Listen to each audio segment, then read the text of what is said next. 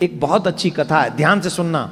जो लोग भगवान की सेवा में कंजूसी करते हैं ना, बहुत लोग हैं, बहुत ज्यादा लोग हैं, और हम इसी को धर्म मानते हैं। शास्त्रों में कहा है जो व्यक्ति धर्म में कंजूसी करता है उसका नाम नहीं लेना चाहिए, उसका नाम लेने से भी पाप लगता है। किसी भी धर्मात्मा व्यक्ति को कंजूस व्यक्ति का नाम नहीं लेना चाहिए। अब कंजूसी क्या है? एक लोटा दूध चढ़ाने का मन है और चढ़ा क्या रहे हैं, पूरा लोटा जल से भरा हुआ है, और एक चम्मच दूध निकाल के उसमें डाल दिया, सफेद सफेद हो गया, और देखो फिर फीलिंग क्या आ रही है पता है? फीलिंग क्या आ रही है? फीलिंग आ रही है मैंने ना दूध से अभिषेक किया।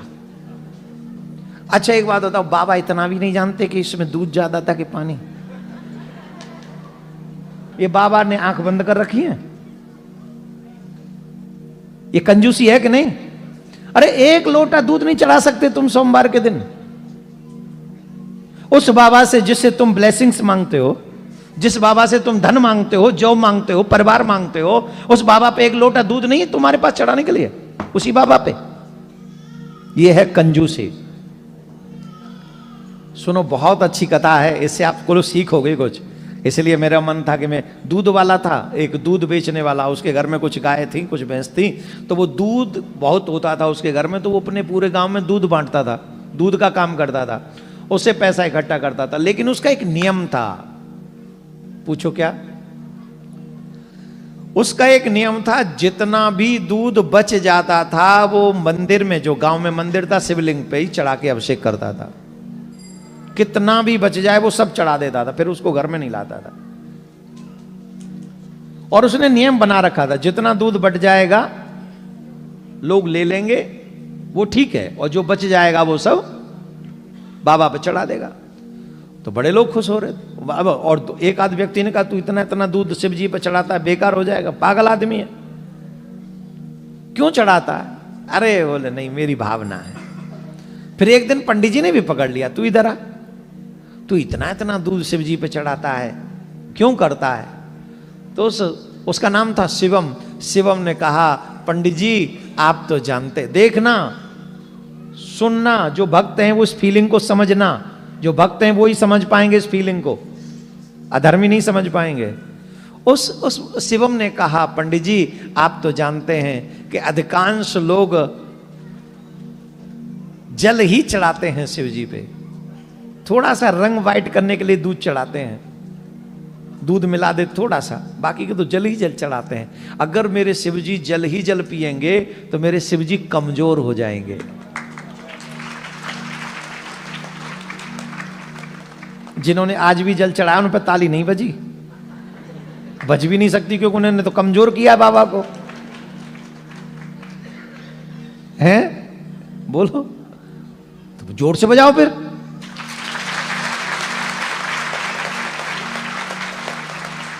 उसका भाव सुनो। उसने कहा कि पंडित जी सब लोग तो जल ही चढ़ाते हैं, दूध का दिखावा करते हैं, तो मेरे भोले बाबा कमजोर हो जाएंगे, इसलिए मैं बाबा पे दूध चढ़ाता हूं, जिससे मेरे बाबा को कमजोरी ना आए। पंडित जी की आंखों में आंसू आ गए। इतना तो अच्छा भाव मेरा भी नहीं है शिवम, तेरा बहुत अच्छा भाव है, तेरे ऊपर बाबा जरूर कृपा करेंगे, एक दिन अवश्य कृपा करेंगे, चिंता मत करना, जरूर कृपा। ज्यादा संपन्न भी नहीं था, बहुत अब दूध बेचने वाला कितना संपन्न होगा बेचारा, 2-3 पशु थे उसके पास बेचने के, दूध बेचने के लिए। बोले तेरे ऊपर जरूर बाबा कृपा करेंगे। एक बार क्या हुआ, गांव में भयानक बारिश हुई, इतनी बारिश कि वो दूध बांटने नहीं जा सकता था। अब उसने सोचा कि मेरा तो नियम है कि जितना बच जाएगा सब शिव जी पे चढ़ाऊंगा, तो आज तो मैं कहीं जा नहीं रहा हूं, तो आज तो ऐसा लगता है शिव जी ज्यादा ही दूध पीना चाहते हैं। तो ये भाव मन में लेकर वो चला और सोचा कि मैं शिव जी पर जल दूध चढ़ा दूं, सारा दूध शिव जी पे चढ़ा देता हूं। तो वो गया और पूरी कैन भरी हुई थी, 2 कैन, और लेके जब गया तो पंडित जी ने पूछा ये क्या है?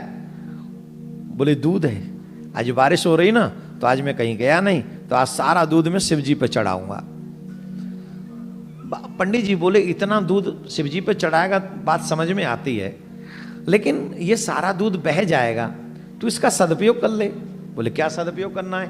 बोले एक सदुपयोग कर ले, दूध तो है ही, थोड़े से चावल और थोड़ी सी शक्कर और ले आ, तो खीर बना, शिव जी पे भोग लगा और पूरे गांव में बांट दे, इससे तेरा पुण्य और कई गुना बढ़ जाएगा। शिव जी को खीर पुआ बहुत प्रिय है। क्या हम जब वृंदावन में थे ना, जब शिव पुराण कर रहे थे, जैसे हमने पढ़ा और हमको इतना अच्छा लगा कि शिव जी को खीर पुआ बहुत पसंद है। श्रावण में तो स्पेशली, तो अगर ज्यादा ही कृपा चाहिए हो ना बाबा की, अपने हाथ से खीर बनाना। कहीं ऐसा नहीं खीर पुआ भी बाजार से ही खरीद लाओ, शॉर्टकट करते हैं हमारे भगत लोग हैं, शॉर्टकट नहीं, अपने हाथ से खीर बनाना, अपने हाथ से पुआ बनाना, और आखिरी सोमवार के दिन भोग लगा देना शिव जी का। बहुत जल्दी सफलता मिलेगी तुम्हें जीवन में, पर श्रद्धा से बनाना अपने हाथों से। तो बोले ये बात ठीक है कि हम खीर बनाते, तो उन्होंने खीर बनाई अपने हाथ से। खीर बनाकर बाबा को भोग लगाकर पूरे गांव में बांटी। तो जब इसने खीर पूरे गांव में बांटी, बाबा को भोग लगाया, तो मां पार्वती ने देखा अचानक से बाबा के अधरों पे खीर लगी हुई है। खीर लग रही बाबा के अधरों पे, होठों पे। सोमवार है, ऐसी कथा कहीं सुनने को मिलेगी? कथाएं भगवान से प्रेम कराती हैं, इसलिए कथा जरूर सुननी चाहिए। अच्छा, हम और आप यहां बैठे हैं, कथा सुन रहे, कितने लोगों को आप देख रहे हैं यूं यूं और यूं दिख रहे हैं? क्या ये हिंदू नहीं है? ये सनातनी नहीं है? इन्हें कथा का नहीं पता है? पर कृपा नहीं है। कृपा किसी किसी पे, आप जैसे लोगों पे कृपा है ठाकुर जी की, बाबा की। आप भाग्यवान हैं जो बैठकर श्रावण के सोमवार के दिन बाबा से प्रेम कर रहे हैं, उनकी कथा सुन रहे हैं। ये कथाएं कितनी सुंदर हैं। अब बताओ, भक्त ने भोग लगाया शिवलिंग पे, और कैलाश पर्वत पे बाबा के अधरों पे खीर लगी हुई है, और बाबा के अधरों पे जब खीर लगी हुई है, मां पार्वती ने पूछ लिया, ये कहीं ऐसा तो नहीं कन्हैया ने तुम्हारे लिए भोग लगा दिया हो? क्यों, कन्हैया भी गाय चराते हैं ना, तो मैया का सारा ध्यान गया, शायद कन्हैया ने तुम्हें भोग लगाया होगा, खीर बनाई होगी उन्होंने और तुम्हें खिला दी है। अरे बोले नहीं, कन्हैया ने तो नहीं खिलाई, पर आज मेरे बहुत प्रिय भक्त ने मेरे लिए खीर बनाकर खिलाई है। इतना अच्छा भक्त है, इतना नियम का पाबंद है, इतना मन करता है कि मैं उसी के पास जाके रहूं।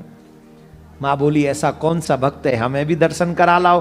बोले ऐसे दर्शन नहीं कराएंगे, चलो तुम्हें परीक्षा लेते पहले उस भक्त की, वो कितना बड़ा भक्त है। बोले चलो। तो शंकर भगवान सेठ सेठानी बनकर मां पार्वती और शंकर भगवान भक्त के पास पहुंचे। किसके पास पहुंचे? नाम तो मैंने बोला है ना उसका। वाह, श्रोता बड़े अच्छे हैं। शिवम के पास पहुंचे, सेठ सेठानी बनकर, बढ़िया गजब के सेटअप में शंकर भगवान। उन्होंने कहा कि शिवम, हमने सुना है तुम पूरे गांव को दूध सप्लाई करते हो, और हमारा बहुत बड़ा गोडाउन है और वहां बहुत सारे लोग आते हैं, हमें बहुत ज्यादा दूध की आवश्यकता है। तो तुम एक काम करो, घर घर क्यों भटकते हो, सारा दूध हमको दे दिया करो, और तुम्हें आने की भी जरूरत नहीं पड़ेगी। हमारे ही आदमी आएंगे, दूध सारा ले जाएंगे और तुम्हें पैसा दे देंगे। शिवम ने कहा कि भगत जी आप जो कह रहे वो सब सही है, आप जो कह रहे हैं हम वो सब करेंगे, पर सारा दूध नहीं दे सकते। बोले सारा क्यों नहीं दे सकते? बोले हम कुछ दूध का हिस्सा भोले बाबा पर ही चढ़ाते हैं। सेठ जी ने कहा तुम एक काम करो, पैसा ज्यादा ले लो, अगर 10 रुपया किलो दे रहे हो तो 15 रुपया किलो ले लो, लेकिन दूध की एक एक बूंद चाहिए, एक भी बूंद बचना नहीं चाहिए। जितना तुम्हारे यहां दूध है वो हर एक बूंद आनी चाहिए यहां। शिवम ने कहा महाराज मैं ये कार्य नहीं कर सकता, इसलिए आप कृपा करके जाओ, कहीं और से दूध मिले वहां से दूध ले लो। अरे इतना अच्छा ऑफर है, तुम ऑफर ठुकरा रहे हो? उन्होंने कहा नहीं नहीं, हम सारा दूध नहीं देंगे, हमें तो कंफर्म है। अच्छा तो ठीक है, फिर चले जाते हैं। और वो चले गए। पार्वती मैया बोली ये तो टस से मस नहीं हुआ। बोले देख लो भक्त है, अब क्या करें? बोले अब तो एक काम करना है, दूसरे तरीके से परीक्षा लेते हैं। क्या लेते हैं? चलो। तो शिव जी और मां पार्वती एक बूढ़े बुढ़िया बनकर, ब्राह्मण ब्राह्मणी बनकर मंदिर की सीढ़ी पर बैठ गए। मंदिर की सीढ़ी पर बैठ गए। और वो जब दूध चढ़ाने के लिए आया, उसने थोड़ी सी खीर भी बनाई थी, और सोमवार था ना, तो खीर बना के भोग लगाऊंगा। तो दूध और खीर लेके जा रहा था, तो सामने से बूढ़े बुढ़िया वहां बैठे हैं, रो रहे हैं, अरे हमारा कोई नहीं है, अरे हमारा कोई नहीं है। तो शिवम ने पूछा क्या हुआ, क्यों रो रहे हो? आप मुझे बताओ, हो सकता है मैं आपकी कोई सहायता कर दूं। अरे तुम हमारी क्या सहायता करोगे, हम बड़े दुखी हैं। पर बात क्या है? बोले 3 दिन से कुछ खाया नहीं हमने, कुछ भी खाने को नहीं मिला हमें, अगर और कुछ नहीं मिला तो हमारे प्राण निकल जाएंगे। तो उन्होंने कहा इसमें परेशान नहीं होइए, ये दूध में लाया हूं, ये खीर लाया हूं, आप ही ले लीजिए। ये दूध किस लिए लाए थे? बोले शिव जी पे चढ़ाने के लिए। तो तुम्हारे आज ही चढ़ाने आए कि नियम है? बोले मेरा हर दिन का नियम है, जो दूध बच जाता है वो तो मैं जाके शिव जी पे ही चढ़ाता हूं। बोले अगर आज नहीं चढ़ाओगे तो तुम्हारा नियम टूट जाएगा। परीक्षा ले रहे हैं ना, तुम्हारा तो नियम टूट जाएगा। बोले मेरा नियम नहीं टूटेगा।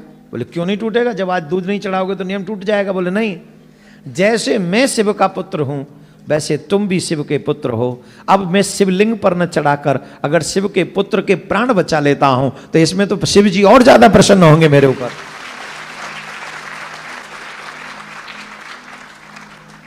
मैं शिव के पुत्र का प्राण बचाऊंगा, पुत्री के प्राण बचाऊंगा। तो आप ये ग्रहण कीजिए।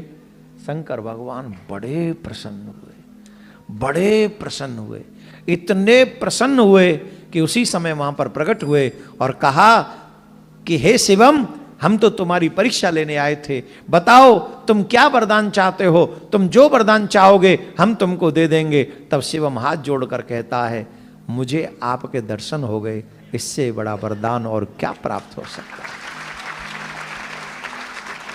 अरे कुछ मांग लो, मैं तुम्हें इंद्रासन दे सकता हूं, मैं तुम्हें अपने लोक में वास कर, तुम्हें जो चाहिए सो ले लो। उसने एक ही बात कही, मुझे आपसे कुछ नहीं चाहिए, अगर आप देना चाहते हैं तो सिर्फ अपने चरणों की भक्ति दे दो, मैं कभी भी आपका नाम न भूलूं, आपकी सेवा जब तक मेरी श्वास रहे तब तक मैं आपकी सेवा करता रहूं, बस ऐसा आशीर्वाद दे दो, ऐसी कृपा कर दो।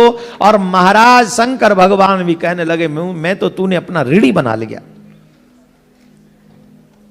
ऐसा पहला भक्त है जो कुछ मांग नहीं रहा। आप समझ लेना मेरे प्यारे, हम लोग नकली दूध चढ़ाकर असली डॉलर मांगते हैं, और वो असली दूध चढ़ाकर असली शंकर भगवान कुछ मांगता ही नहीं उससे, कि सिर्फ चरणों की भक्ति दे दो। इसका नाम है भक्ति। तुम्हारे बेटा बेटी नहीं प्रसन्न होते एक पिज्जा खा के भी, पूरे जीवन भर की कमाई अपने बच्चों को दे जाते हो, वो कहते तुमने हमारे लिए कुछ किया ही नहीं। और शंकर भगवान एक लोटा जल मिल जाए कहते आई एम हैप्पी। ऐसे दयालु शंकर भगवान